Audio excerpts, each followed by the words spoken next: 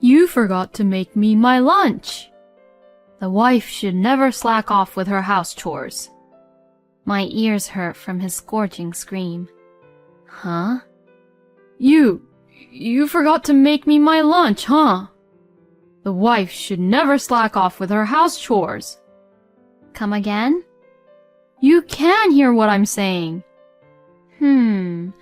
All I heard was, you forgot to make me my lunch. The wife should never slack off with her house chores. That's all I heard. But I didn't hear what you said after that. Well, that's all I had to say. Oh, okay. Well, so? And then what? You forgot to make me my lunch. And you forgot what we talked about, didn't you? My name is Lisa, and I live with my husband, Paul, and our 2 children. My 3-year-olds are too energetic every day. We are blessed with twins. I consider it a miracle that they both turned 3 years old with no problems. I was raising 2 mischievous kids, and as every day was very busy and hectic, I always felt like physically I was about to fall apart. Maybe that's why I don't really remember how I managed to raise them until they were 3 years old. However, once they began to understand the words, they began to understand what I was saying. And now we spend a lot of time playing together. And I gradually began to feel more relaxed about raising our kids. My husband, Paul, is a company employee, and Paul's family runs a cake shop in our town's shopping district. Recently, I have been helping out at the cake shop with our kids. I began helping out in the hope that it would be of some help to Paul's parents, but now I find it quite enjoyable. When I first started, I mostly served customers, but recently I have been put in charge of making custard pudding under the guidance of my parents-in-laws, Jane and Phil.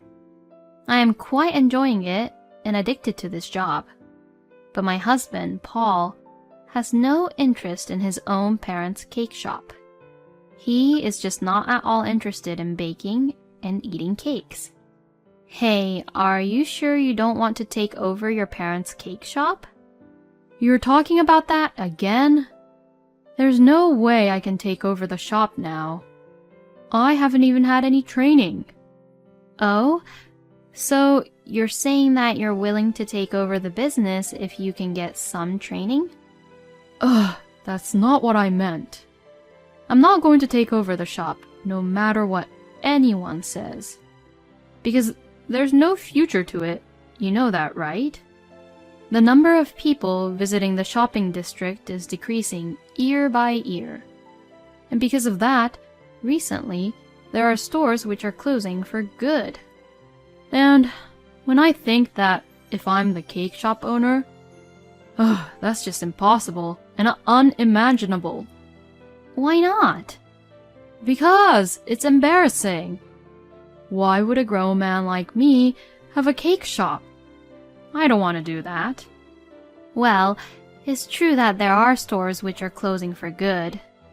It is also true that the number of people in the shopping district is decreasing every year. I wonder if it's because of the large shopping mall which just recently opened nearby. But still, I think my parents-in-law's cake shop is doing quite well. Their weekday sales are not too bad, and especially their holiday sales are quite good. And above all, the cakes that Paul's parents make are very delicious.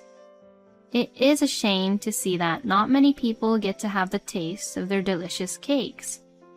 Even though I have thought about it a lot, the store will probably be gone someday, as there is no one to take it over.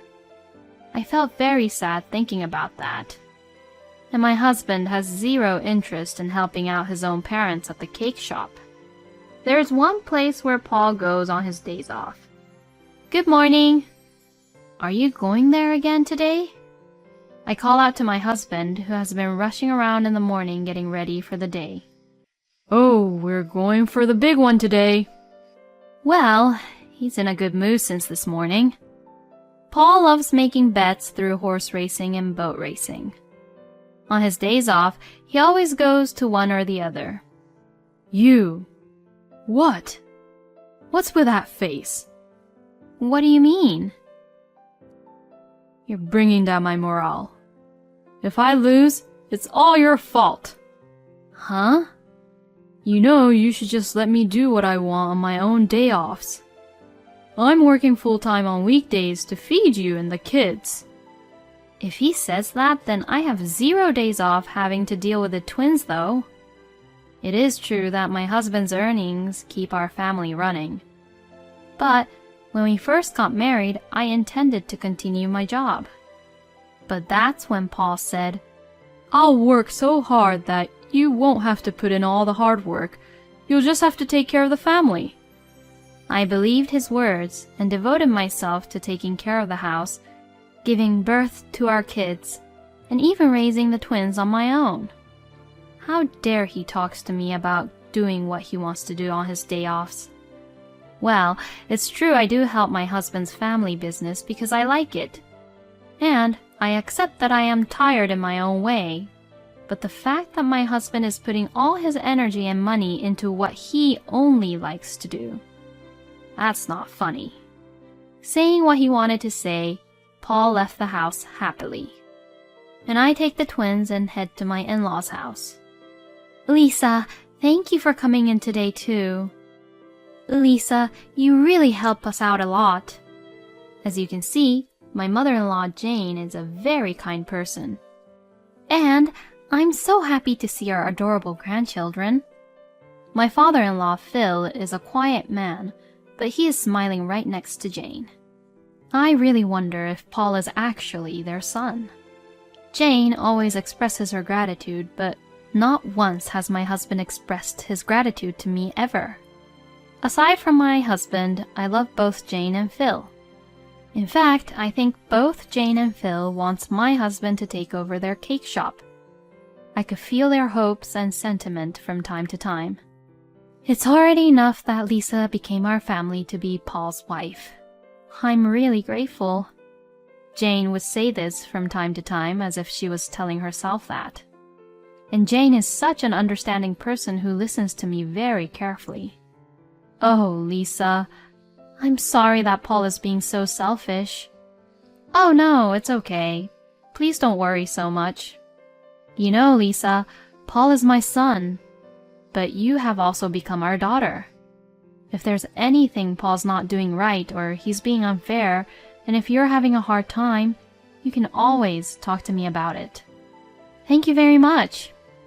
Jane says this to me, but I couldn't really complain about her own son. I am really happy that she calls me her daughter, but I guess it is not pleasant for her to hear me say bad things about her own son, who is still related by blood. Like this, my relationship with my in-laws are good, but my relationship with my husband is not so good. My dissatisfaction towards my husband gradually built up. And then came December, one of the busiest seasons that comes twice a year for the cake shop. My in-laws and I discussed about how to proceed with December, and we decided that I would stay over at their place this year to help prepare the cakes.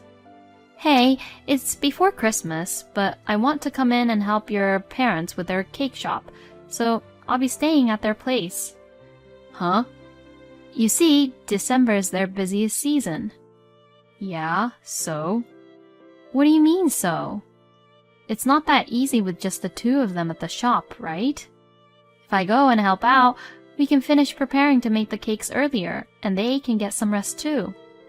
Yeah, but why do you have to stay over? Why don't you just come back when you're finished for the day?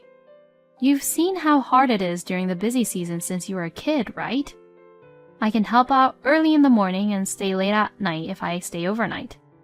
No, that's fine, but that's something you can also do without having to stay the night over there. Do you want me to take the kids and travel early in the morning and late at night? Of course, that's impossible. Huh? They can already walk, though. They can walk, but then what? Listen. My husband sighed deliberately. What are you going to do about the house? Who's going to cook for my dinner? How old are you now? Huh? I'm asking, how old are you? Oh, yes, I'm 32. A 32-year-old man worrying about his dinner?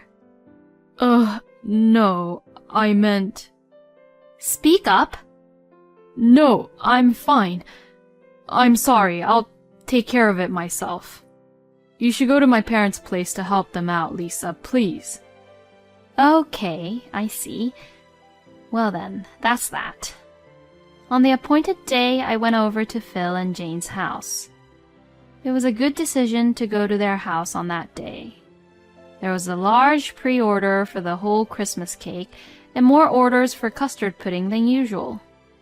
We finished up the work in the evening and went to sleep in preparation for a full day of work tomorrow. Then, the next day, we started preparing from sunrise. While the twins were sleeping, I was working silently. In no time, we noticed that it was getting lighter outside. When the twins woke up, I decided to pause the work and have breakfast. When we finished breakfast, the twins were unusually quiet as they watched us work. I wonder if they understood that we were busy. After watching us work for a while, they played quietly in the entrance hallway, which we could see from the kitchen. Then, when we were about to take a lunch break, my phone rang. I got a call from Paul. Oh, I wonder what he wants. Hello? You forgot to make me my lunch. The wife should never slack off with her house chores. My ears hurt from his scorching scream. Huh? You forgot to make me my lunch, huh? The wife should never slack off with her house chores. Come again? You can hear what I'm saying. All I heard was, you forgot to make me my lunch. The wife should never slack off with her house chores. That's all I heard. But I didn't hear what you said after that. Well, that's all I had to say. Oh, okay. So, and then what? You forgot to make me my lunch. And you forgot what we talked about, didn't you? Do your chores properly. Huh? Why are you tripping over your own words? Just do your chores. Your chores. Oh, honey. Somebody is there with you, right? No one's here. What a liar. If you're pretending to be that bossy, then there must be a girl nearby. To that, my husband began to cough.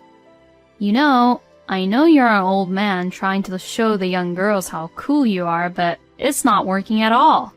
See you later, you old man who is so full of himself. Saying that, I hung up the phone. Well, I can't really say anything because I'm an old lady too, but oh well. Oh, crap! I was so irritated at Paul that I forgot the most important thing. Paul's parents are currently right behind me. Oh no, can't believe I did that in front of them. I turned around to face them while trembling with fear. Then, Jane began to laugh out loud. Oh, how satisfying! Huh? Yep, I knew it. You're a good wife, Lisa. I was always worried that Paul was always harassing or abusing you. But Lisa, you've got it completely under control. I'm pretty competitive, you see. Hey, Lisa, why don't you just get rid of him? What? You were already fed up of him, weren't you? I've been married to Phil for a long time, so I can understand. Huh? Honey, that's a bit... Oh, I didn't mean to cause any misunderstanding. I love you, Phil. Oh, phew. I was so surprised. And well, me too. Aw, they're so close. I looked at them both while thinking that. I can tell, that it's only natural for the wife of Paul to be fed up with him. I told you before, right? He is indeed our son, but you are also our daughter. So I don't want to see you being pushed around by him anymore. You know that when you look at your own kids, don't you? They don't really miss Paul, do they? My mother-in-law said, looking at the twins who were playing with each other at a short distance away. I'm so grateful to have met some really understanding people, let alone my parents-in-law. My eyes were welling up with tears. Everything became clear to me now. I decided to let out my feelings for my husband that I had been keeping bottled up. That day, I went home and waited for Paul to return back home. When he came home a few hours later, he was looking around the room. Oh? Where are the kids? Your parents are looking after them. Oh, I see. I need to talk to you. Is it about what happened today? I have decided to divorce you. Huh? What are you saying all of a sudden? Are you mad because of what happened today? I have a position to keep in the company, you can understand that, right? Every little bit counts. Huh? I'm divorcing you because of all the little annoying things that piled up in me about you has exploded. I have put up with you not helping me with anything until now. I have accepted you when you pressured me to quit the company, but I'm just so fed up with your attitude about trying to show off to other people. So, I am divorcing you. I've already decided with that decision.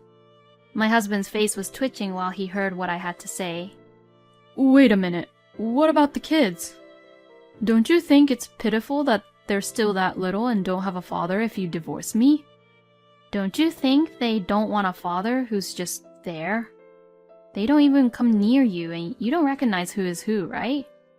You better stop joking around. Who the hell do you think I am? An old man just trying to show off. It's not a good idea to joke around at a time like this. I'm quite serious though. Show me a photo of the twins. I'll guess it right. And if I guess right, we won't get divorced and you and I will stay married. Alright then, fine. Then, show me a photo of them. Get a photo from your phone. Huh? The photo of the twins on your phone. My husband freezes. You don't even have it, do you? The photo of the twins. That's just a coincidence. You're just an unfit father. You haven't taken a single photo of them in 3 years, and that's your answer, right? Besides, I know you're hiding something from me. Huh? You are, aren't you? What? How do you even know about that? Of course! My friends are still working for the same company as you. Come on then, say it yourself.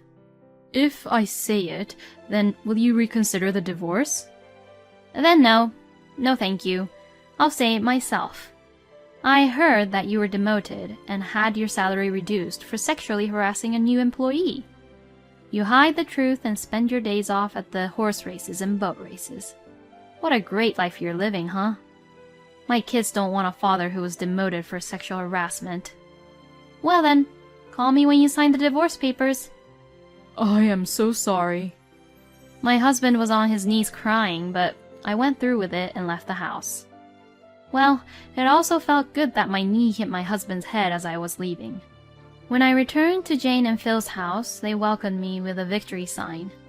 And when I told them about Phil's sexual harassment incident, they were beyond stunned and filled with anger.